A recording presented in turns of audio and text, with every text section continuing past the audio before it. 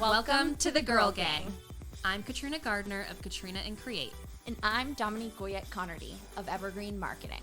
On this show, we're going to chat with women business owners in Massachusetts and those who support local women in business. Because girls don't just want to have fun. They also want to sell real estate. They want to open a brewery. They want to teach others to invest in the stock market. They want to take stunning photos, plan lavish parties, and help people recover from injuries. Girls just want a podcast. What can we say? We're girls. Welcome back. Welcome to Girls Just Wanna. And it is conference season. We are in the thick of it. It is. At least in our industry. Is it like not conference season in other industries? I don't really know. No clue. But in marketing, communications, advertising, PR, whatever, there's been a lot of conferences lately, and I have been going to them. Yeah. And it is a reminder that it is a long day, and I am not cut out for like 10-hour work days with travel and a really long day. Yeah. So we saw each other at one recently. Yeah, the Small Business Expo in Boston, Which is a good event. Yeah, I like it. I like it. There are things that they could improve on. Also, I am always salty that they don't have like a single lick of food or drink. Yeah. Like they sometimes have water stations, and those are sometimes empty. So besides that, like I packed like a full day's worth of like eating and You drinking. did, and I was so jealous. Yeah, I was like, I've seen this film before, and I did not like the ending. She was nibbling during the keynote. And I'm like salivating. I had everything: a protein bar, fruit, nuts, like dried fruit. Someone who has their life together. Well, I do like meal prep is like my entire weekend now. Yeah. So I wouldn't say I have it together, but in that one area, I do devote a ridiculous amount of time. Yeah. So we were there. So that one was fun. I'm going to a gala tomorrow. Very fancy. She was nominated for an award. Yes. It's for the CWE, which is the Center for Women in Enterprise, which is a great organization. Yeah, we had a representative of CWE. We had Sam, who is in their Central Mass office. Yeah. On the podcast several months ago. So they're celebrating 30 years this year. So they were doing an award thing for that. Like they're 30 stars or something. I got nominated as one of the 30 stars, which is really exciting. So I'm going to their gala tomorrow, which I'm excited to go to. It's at Patriot Place, and I like excuses to get dressed up and get looking fancy. So that's exciting. And then there's other ones coming up. I'm going to more local. I'm going to She's Local Central Mass. Yeah. We both went to technically not a conference, but a breakfast, a women's breakfast. Lead Like Her. Yes. With Citywide Facility Solutions of Boston, like sponsors it and organizes it, and it benefits Be Like Brit, another local nonprofit who we're hoping to have on the show sometime soon. Yeah. We were there. That was fun. Katrina did the headshot station. We should see if maybe we should put them up again like we did last year. Yeah. I didn't get to see the silly photos of me yet. Oh, I saw that. I saw the email come through, and I was like, I have to savor this. Yeah. So I haven't opened it yet. I know we didn't take any together this time. Did we? No, I don't think we did because I would have. Yeah, I would have wanted those, but we didn't. I only took one of myself, and then we have some silly ones of Dominique. Well, that's my personal brand. Yeah. There's like other things on my agenda that I've like thought about going to that I'm not sure if I'm going to. Like, it's like that like Worcesterpreneur or something like that is next week. Yeah. I don't know. I think I went to that last year. And I think you did too. I think I did. I did not. No, and I won't. No. What was I gonna say? Oh, I feel like I was sheltered up at home in January and February and March, and all of a sudden April hit. Booked and busy. And it's like your girl cannot catch a break. Yeah. Like there are meetings, there are conferences, there are breakfasts, there are meetups, there are one-on-ones several times a week, every week. And everyone is out of hibernation. Yeah. And like, okay, but also can we go back to hibernation, but keep the weather nice. Yeah. You're like, I like the slow lifestyle. Kind of. Yeah. I don't know. I'm just like tired. Well, you'll have a chance to see probably Dominique and maybe me out and about in public soon because we're just going to all the events. Oh, I was like, do we have another thing we're doing together? I couldn't remember. Yeah, that's it. That's it. Conference season, booked and busy. Catch us on the flippity flip. All right, let's talk to Bring in our our guest. Hey ladies, are you looking to grow your own local girl gang? The Young Professional Women's Association has been named Worcester Region's Best Young Professionals Network for 7 years now. YPWA offers countless social and professional opportunities to engage and empower local ladies like you and me. Right now, Girls Just Wanna listeners can get discounted access to YPWA's annual membership. Go to ypwaworcester.com and enter code podcast2025 at checkout to receive $20 off their annual membership. Again, that promo code is podcast2025. We hope to see you soon at YPWA events.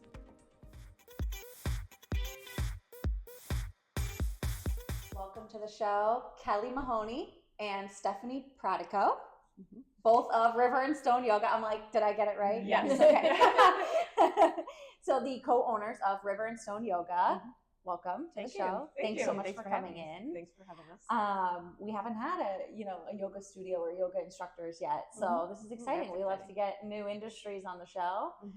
Tell us about River and Stone Yoga. First, where you're located, when you opened, and the logistics of it first. Well, we were just talking about how we're coming up on 2 years. Very exciting. So in May will be our 2-year anniversary, which is exciting. Yeah. And we're located on Park Ave, right across from Blue Jeans, next to Leishrooms area, Altia's. Up and coming block for Yes, sure. it Lots definitely of cool businesses in that spot. Definitely. And a good neighborhood too for walkability. We have a lot of people and it's really endearing driving up to teach some days, and we have people walking up with their yoga mats from Or biking. A couple of biking. bikers. Wow. Yeah. Yeah, it's a cool spot in Worcester. Yeah, it's a nice neighborhood. Yeah. So how did you two decide on starting a yoga studio? And how did you meet? I mean, I want to hear like all of the backstory So here. we have a very sweet origin story, so thank you for asking. Lovely. So I personally have been practicing yoga since my early 20s. I originally worked as a high school math teacher, and I was burnt out and decided to go to grad school for mental health. And in that, I recognized I needed to get some better self-care practices. So that was like 20 years ago at this point, and I started teaching 10 years ago. And about 5 years ago, I decided, okay, I'm gonna open a yoga studio on my own. And it was in the middle of COVID, and that was a terrible idea. But I had this big dream and vision, and I started doing the rounds around Worcester, looking at places, writing a business plan, commercial loan, all that. And then I realized, it's not the right time, because I just kind of kept hitting these barriers. And so I put it all on hold. I like to say that I built an airplane and put it in the hangar, and I thought, maybe it'll never happen. And then a couple of years later, that's 2022, I joined a new gym. And I was looking at the schedule at the gym, and it's like a multi-purpose kind of gym. They have all kinds of classes. And I saw one yoga class and one yoga teacher, and I thought, well, I know how it is being the only one teaching yoga. And I thought I'd introduce myself and say, hey, if you ever need a sub. So I walked in and met Kelly, and we had a couple exchanges. I subbed for her a couple times. 3 times. And then it was kind of on her. I have always wanted to own a business, and I work in the school department, so summers are kind of like, what do I kind of do? Try to fill that space. And I just called her up one day, and like I said, we met and talked maybe 2 or 3 times. Called her up and just asked, what do you think? And it was nice because I think this plays to our relationship. It was, what do you think about this? Let's just take it step by step. And so the first conversation, I think, took 30 minutes. And then I'm like, I'm going to leave it in your hands. You call me back. Just simmer on that. And it was. And it was really, really, like we say, organic in the way that then she's called me, and then it just started to add on. So it was really nice. And every time I think when we ended our conversation or meeting, how are we doing? Are we good? Do we want to do this? Do we want to go any further? Because that's a really strong point to say, no, I don't feel comfortable. Because when you go into a business and it's not right, it's not gonna. It's a lot of risk. Yeah. One of the things that I thought was funny, Kelly shared probably 3 months in or so, she said that her husband, you know, and this is when we're like putting money into it and everything and taking the leap. She said her husband was like, "Do you really know this person?" Because did you get a background check done? He totally did.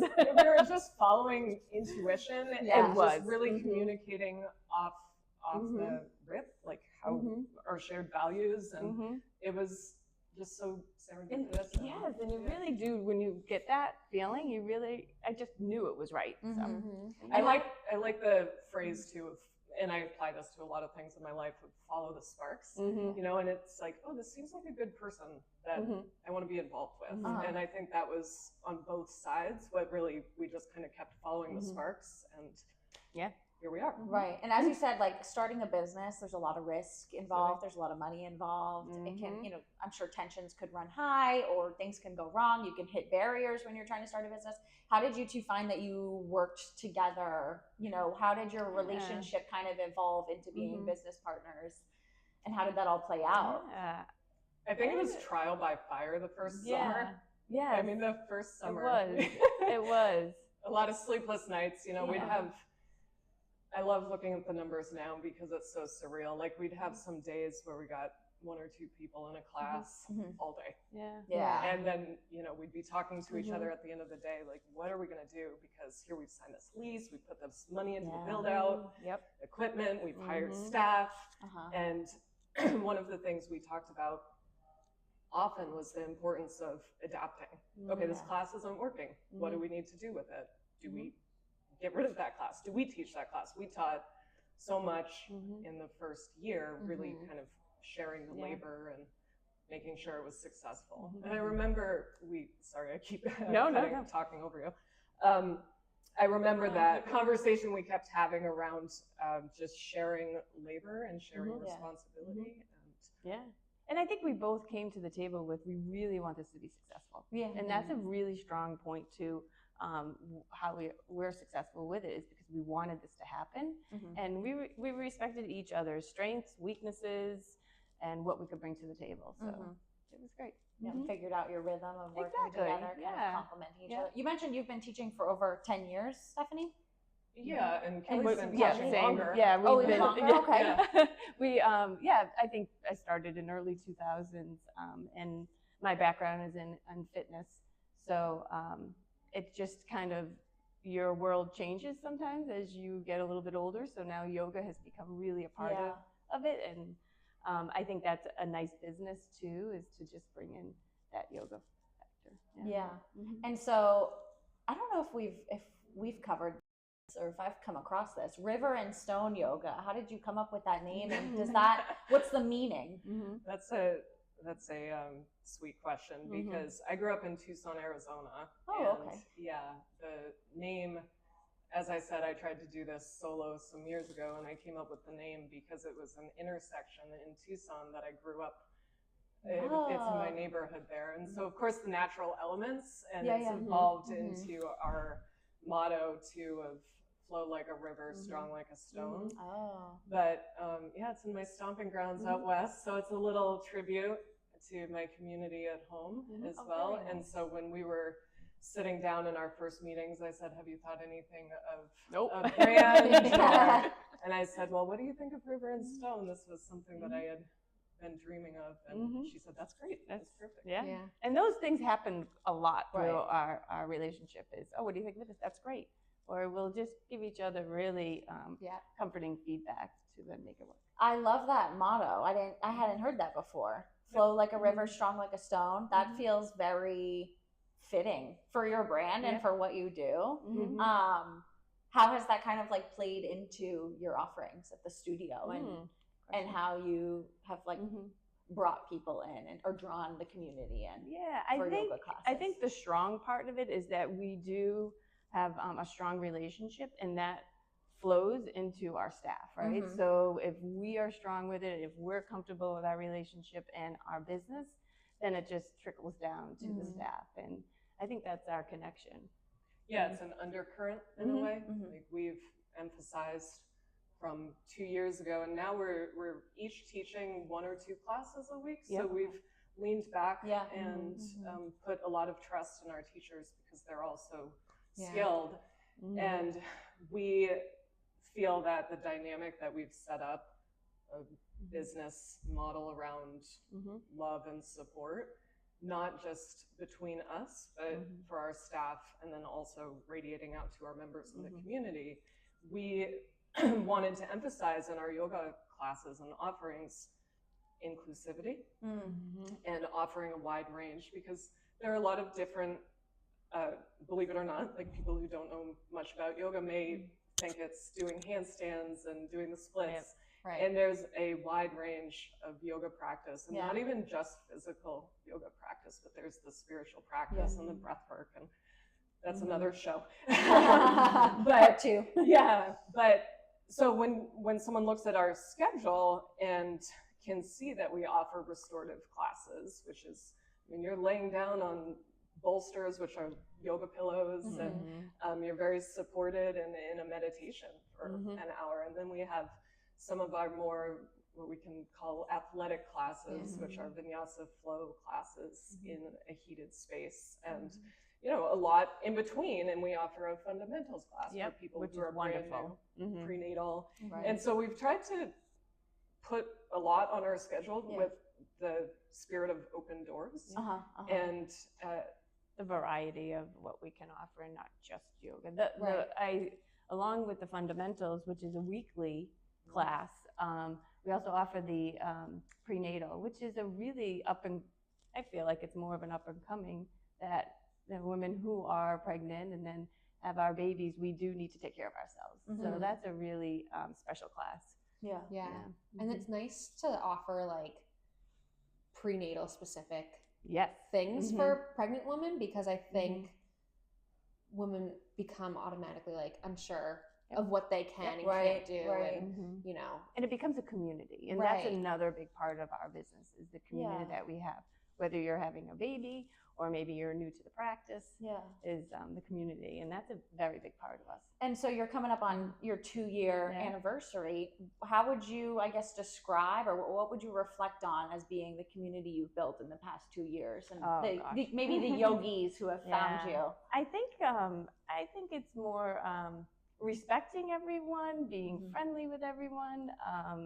The people that have joined and then became friends is really nice to see. So again, that it comes back to that word community, is everyone is just meeting new people. We had one member who was from Spain. She went back home, and she's written us letters a few times saying how much she's missed us, and when she comes back to Worcester, hopefully she can check us out again. A word that I revolve around often too is belonging, and that's been something really important that I think about. That is more important than a 60-minute physical yoga sequence, is cultivating a space where people feel welcome, heard, respected, like there's a place for me here. And I'm also humble in that not everyone loves yoga practice, and that's fine, right? But it's just here's a space in the community, come check us out. If it's a place that offers you something that feels beneficial. I mentioned I'm in mental health too, and so I think there's a powerful mental health care piece as well, in a time that we need all the mental health support we can get, and to be able to physically take care of our bodies and move well through that. So that shared understanding, like that people are coming to us, we're all kind of on the same team of we're just trying to take care of ourselves and do the best we can, and our teachers are here to support that. I think a lot of time when we're talking about like being physically fit, we're thinking of, you know, the physical, the body, you know, benefits.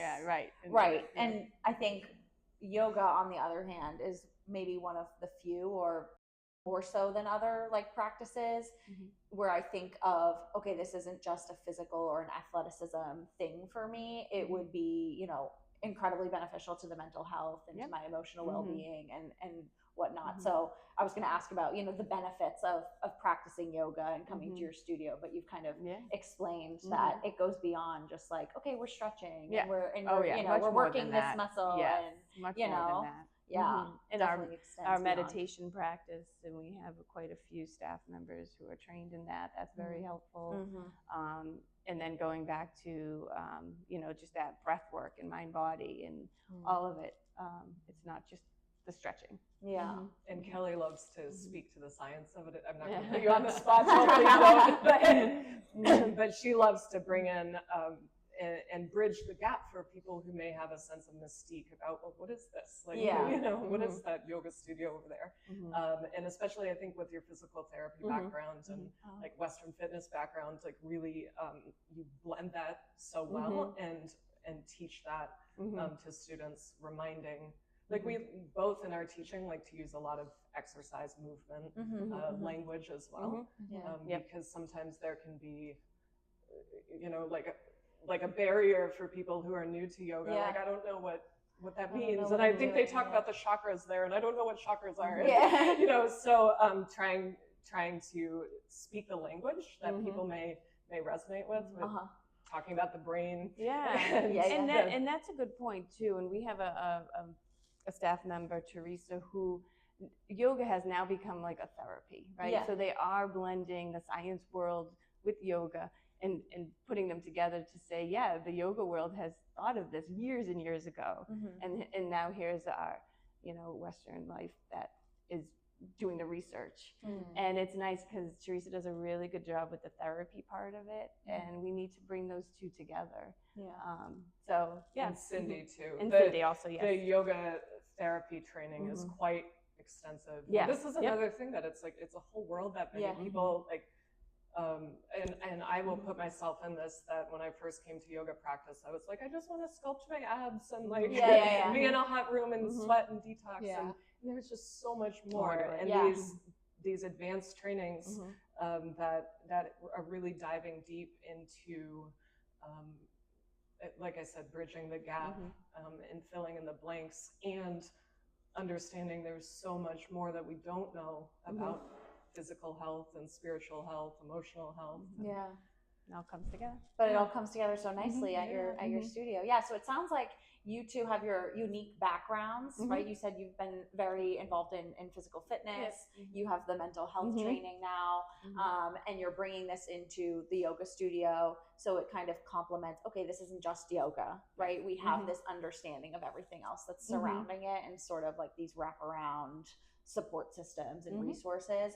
Do you feel that you've hired, I know you have a team now, if you want to talk about them, their specialties and what they kind of can bring to the table to help support that vision that you have, that this is so much more than just yoga. Right. We have like 17 staff members. Wow. With backgrounds from mental health counselors to physical therapists to, like I just mentioned, Teresa and Cindy are yoga therapists. Okay, years of experience. I know Britt has been teaching for a while.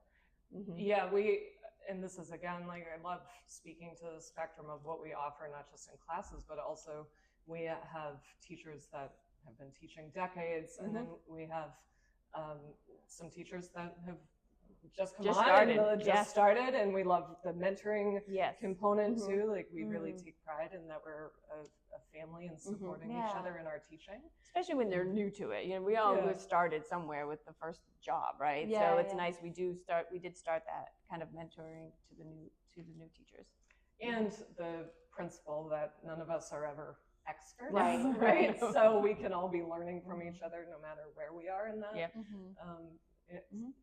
lineage of expertise, we'll call it.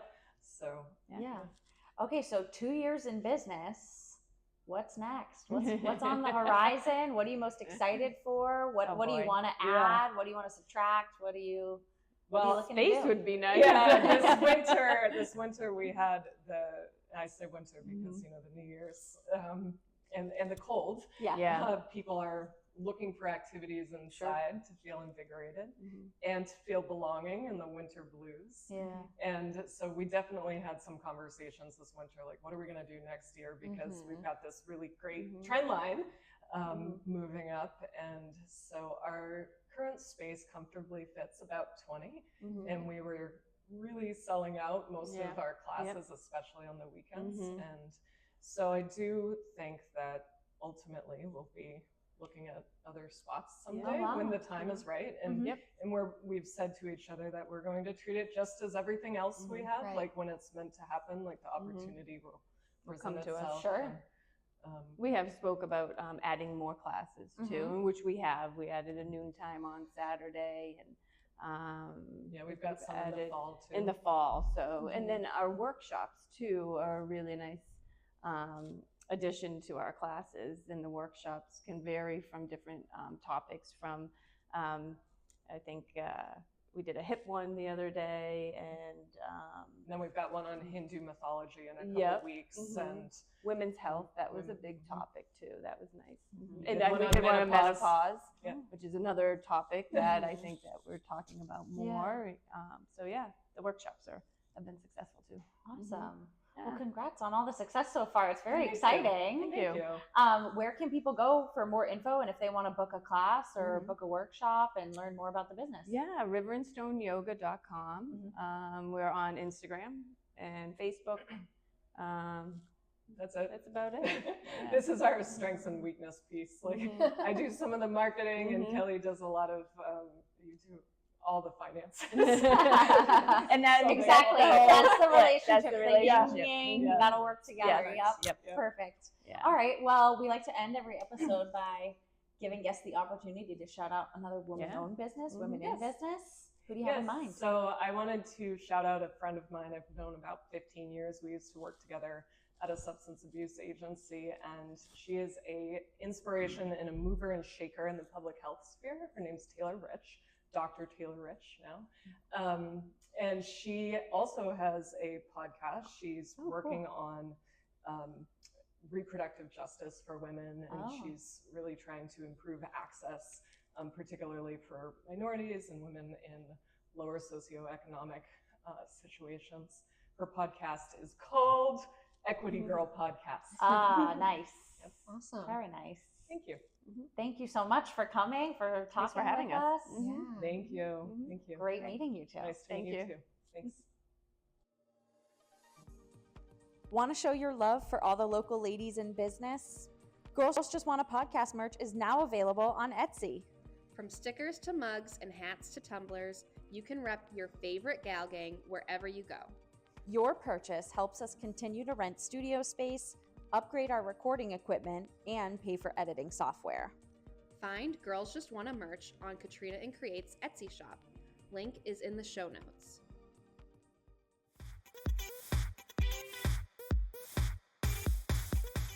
We are back. Started or hate it? Started or hate it? I'll go first. Okay. IPA beers. Hate it. Next. Okay.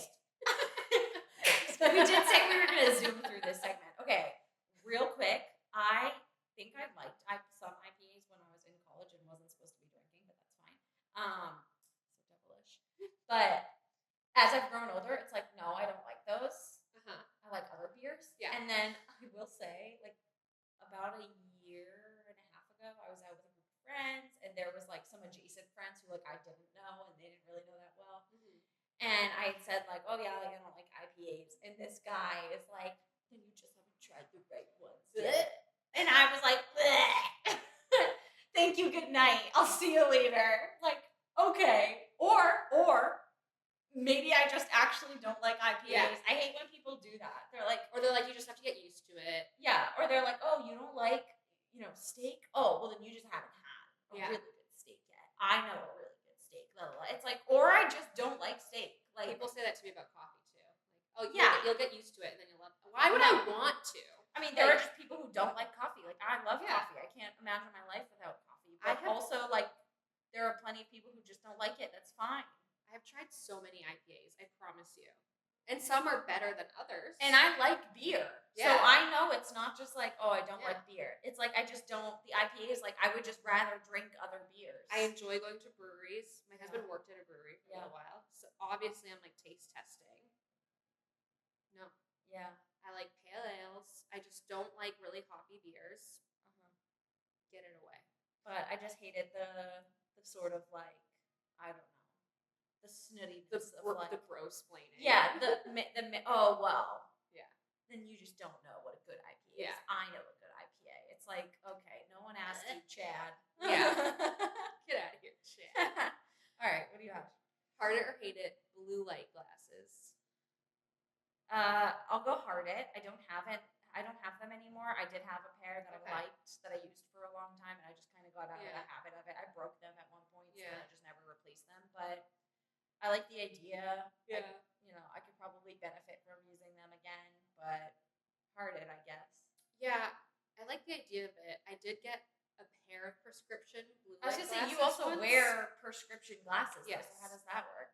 So you can get it in your prescription. Okay. But the time that I did, and maybe I'm just like turned off now because I made a mistake ordering, I forgot to pay for the additional, get the thinner lenses because I have such a bad prescription that if I don't pay extra, I have glass bottle eyeglasses that are so thick and make me look like a bug. So when I got my blue light glasses, I was like, oh no, these are not thin glasses. These are huge. So I wore them for 2 weeks and I was like, I can't do this. And I don't know if that was because I got the blue light lens, they couldn't do whatever they do. Yeah, I also recently heard about blue light contacts, which I've given up on wearing contacts. I don't think they're that good for you, for your eyes, especially for a lazy person like me that forgets to take them out or forgets to change them enough. But that seems interesting, and I guess they make your eyes bluer because they've got a little blue tint to them. So I'm like, oh, little colored contacts. I'm still stuck on you looking like a bug with thick. Bro. That was a great visual. Thank you. That made my morning. Thank you. They were rough. Not a fan. So I guess I'll go heart it, but it's a very lackluster heart. Okay. My next one is heart it or hate it, probiotics. I really Do you take them? no. Okay. I don't really know that much about it. I'm gonna say hate it. I think it's probably good for you, and I probably should take them. I think the idea is it's good for you. Here's the thing: I've been taking probiotic gummies for women every morning for 3 years now. Mm-hmm. Do I notice a difference? Right. No, I can't remember. It's supposed to be good for gut health, good for regularity of going to the bathroom and whatever. Yeah. Do I notice a difference? No, because I can't really remember where I was at before I started taking them. I think it's good for you. I don't think there's any harm in the fact that I've been taking it. It's supposed to help you, whatever. I will say heart it because I take these gummies. The gummy, they have just pill form, but I take the gummy ones that are cranberry and lemon flavored or whatever. And it's a little treat in the morning. Yeah. That's what I love most about it is I gotta get my little gummy snack as soon as I wake up. I think the way that I feel about so many healthy things is that I know I don't eat healthy. I have the red dye and I that's the least of my concerns with eating healthy. So I think But, that's propaganda. me too. But But don't even get me started. I've never had health issues. I've never had digestive issues. Maybe I do and I don't realize, and maybe my life could be 500,000 times better if I did all the things that people are telling me that I should do. But well, I will say the wellness industry is a major scam. yeah, They make a ton of profit. #capitalism. Yeah. So a lot of the things you're probably hearing are probably just scams. But I don't know. I think I take a multivitamin and I take a probiotic, and that's about the extent of that. We've talked before about gym stuff. Sometimes I supplement with protein powder. Sometimes I supplement with creatine. But that's more gym related than it is health related. That's more performance for me. But I try not to buy into all the wellness self-care stuff of I don't know, mouth taping and red light therapy and all this the funniest thing. all this beauty stuff that I'm just okay, chill. You really don't need that. Yeah. But anyways, What is it that people are putting in their coffee? It's something for beauty, anti-aging, collagen. collagen. Oh yeah. See, I don't do collagen. I do see a lot of people doing collagen. Yeah. So I mean, if there's minimal benefit to it, fine. I don't know, but for me, the probiotic and the multivitamin, we're talking $10 a month I'm spending, if that. So it's not a major expense, and if it does even a little bit for me, fine. Yeah. But I think it adds up quickly if you start popping on all these wellness trends. Yeah. So I would not advise. Yeah. Okay. Okay, probiotics. Shout out to my little gummy treat in the morning. Yeah, I'll say hate it, but I'm not like a hater. Okay. What's your last one? Heart it or hate it, shapewear.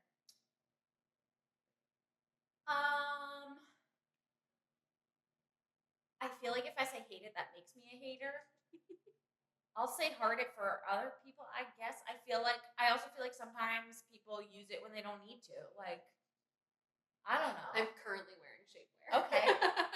Because this is a new dress, and it just if it makes you feel better, it makes you feel better. It does. Like, but it is a pain in the ass. so I feel like I'm suffocating. I had a pair of like I don't know, little spandexy like shorts or whatever that I wore under this like really tight dress I had one time. And honestly, part of me was like, because I thought about wearing it again last year when I had this other tight dress, and I was kind of like, it literally makes me feel like fatter right up here at the bulge. So overall only wear like this is why I wore a jacket was because I only wear the ones that go over. Body? Yes, because otherwise it does like roll down, and that gets really annoying. But now, extra annoying when I have to go pee or something like that. Yeah. It's got the slit. I don't like the slit. I don't trust the slit. It's weak. I don't know about this slit. Oh, it's just like like you just like can hold it. You can just like pull it apart, and you keep it on, but you just sit there, and like I've heard about when people wear one-piece bathing suits. Yeah. So this whole time I was like, I love a one-piece bathing suit, but I hate being fully naked in like a beach bathroom. Yeah. People were like, no, you don't undress, you just pull it to the side. And I was like, no, no, we don't do that. I don't know. I have tried to use the opening before, and maybe this is TMI. I don't know. Women's streams, you can never predict I think what's happening. Yeah, I wouldn't do it either. I'd be like way too worried about getting my clothes wet. Yeah.